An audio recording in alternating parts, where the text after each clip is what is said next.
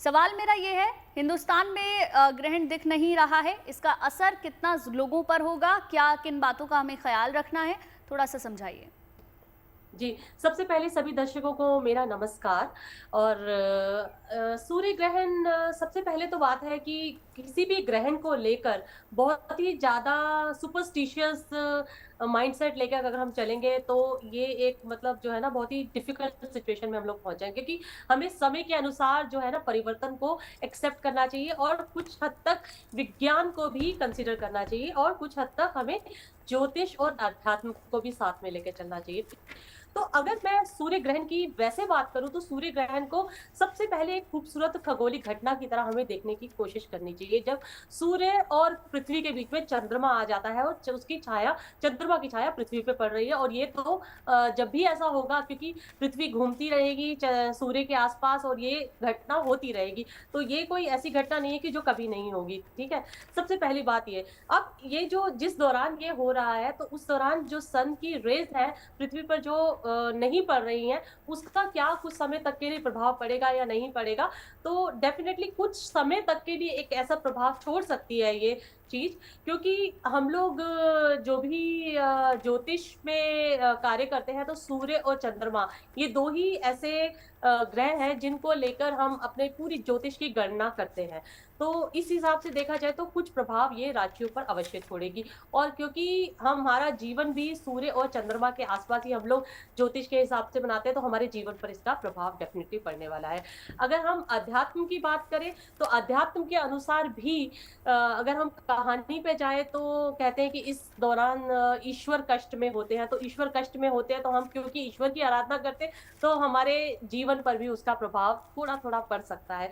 तो हमें क्या करना चाहिए, क्या नहीं करना चाहिए, जो आपका प्रश्न था। तो सबसे पहली बात तो ये है कि कुछ ऐसा ध्यान रखना चाहिए कि हम ईश्वर को बिल्कुल भी कष्ट ना दें, मतलब हम मंदिर के कपाट बंद कर दें, हम भगवान की मूर्तियों को हाथ ना लगाएँ, बस ईश्वर की आराधना में लीन हो जाएँ और हम मंत्रों का उच्चारण करें और बिल्कुल पॉज़िटिव थॉट्स को अपने माइंड में लेके चलें और सिर्फ़ और सिर्फ़ पॉज़िटिव बातें करें। जहाँ हमने नेगेटिव बातें करी वही मैनिफेस्ट हो जाएँगी। कहते हैं कि इस दौरान ग्रहण जब भी लगे, चाहे सूर्य ग्रहण लगे या चंद्र ग्रहण लगे, इस दौरान जो भी कुछ हम करते हैं, वो 100 मिलियन टाइम्स ज़्यादा मैनिफेस्ट होता है। तो अगर हम नेगेटिव चीज़ करेंगे तो वो 100 मिलियन टाइम्स ज़्यादा मैनिफेस्ट होगी। अगर हम पॉज़िटिव डीड्स करेंगे तो 100 मिलियन टाइम्स ज़्यादा मैनिफेस्ट होगी। तो क्यों ना हम पॉज़िटिव बातें करें। तो ये चीज़ है।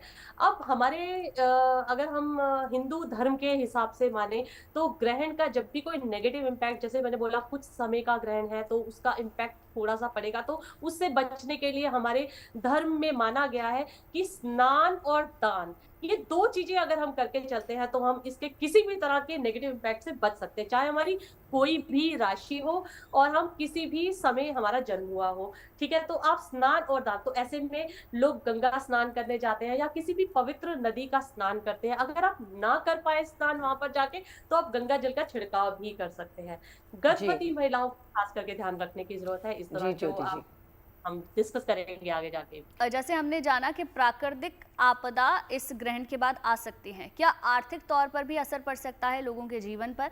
अगर पड़ेगा तो कैसे? देखिए, आर्थिक तौर पर तो वैसे भी मैं अगर आपको बताऊँ तो ये पूरा वर्ष जो है आर्थिक स्थिति पूरे संसार की बहुत अच्छी वैसे ही नहीं रहने वाली है। हुँ। पैसा कमाना बहुत मुश्किल होगा इस पूरे वर्ष में।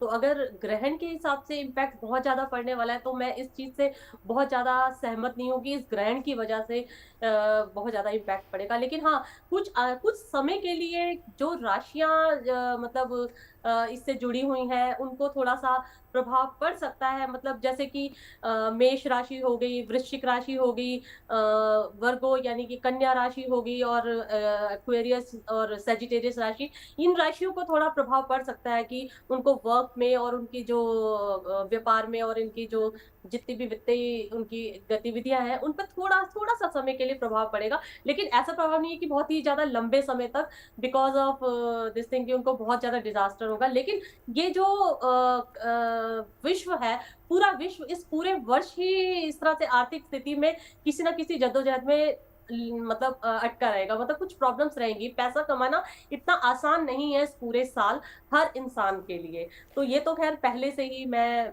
बोल भी चुकी हूँ काफ़ी फोरम्स में। और हम्म, जहाँ तक इस वर्ष इस पर पूरे प्रकरण जो भी हो रहा है, ये सूर्य ग्रहण को हम मॉनिटर करने जा रहे हैं।